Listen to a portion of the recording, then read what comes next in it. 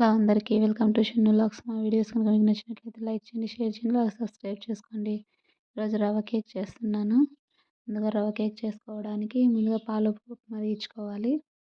Bowl తీసుకొని అందులో cup upma రవ్వ వేసుకోవాలి. బొంబాయి రవ్వ అంటారు కదా అది. చక్కెరని ఇలా మెత్తగా పిండి చేసుకొని ఇందులో ఒక కప్పు వేసుకోవాలి. ఒక కప్పు పెరుగు వేసుకోవాలి. ఇందులోనే కొంచెం ఆయిల్ వేసుకోవాలి. ఒక 30 ml వరకు ఉంటుంది. వేసేసుకొని అంతా కలుపుకోవాలి మెత్తగా పేస్ట్ లాగా. పాలు కొన్ని కొన్ని పోసుకొని కలుపుకుంటే కనుక పేస్ట్ లాగా మెత్తగా అవుతుంది, ఉంటలు లేకోకుండా. చూసారా ఇలా మెత్తగా కలుపుకోవాలి. ఇలా ఉంటలు లేకోకుండా ఉంటే కేక్ స్మూత్గా వస్తుంది.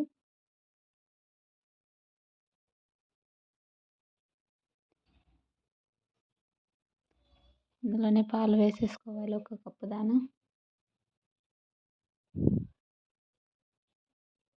పాలు వేసేసుకొని నీట్గా కలుపుకొని వేయాలి.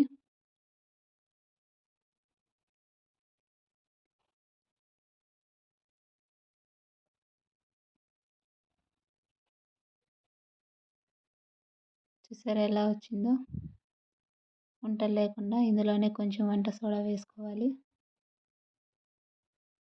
వంట సోడా కూడా వేసుకొని అంతా కలుపుకోవాలి.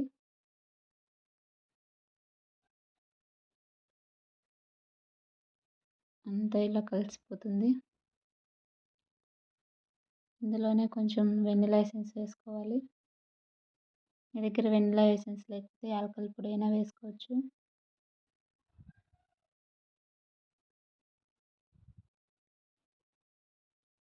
ఇలా అంతా కలుపుకొనేసి ఒక 1/2 అవర్ పక్కన పెట్టేసుకోవాలి.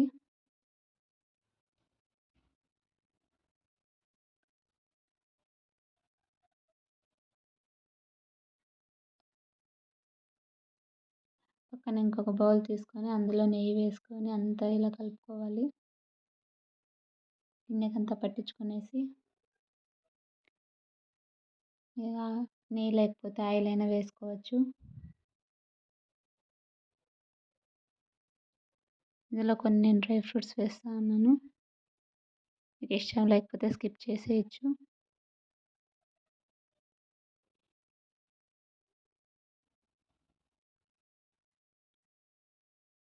ఇందులోనే మనం పక్కన 1/2 అవర్ అయిపోయిన తర్వాత ఇందులో వేసుకోవాలి ఇది.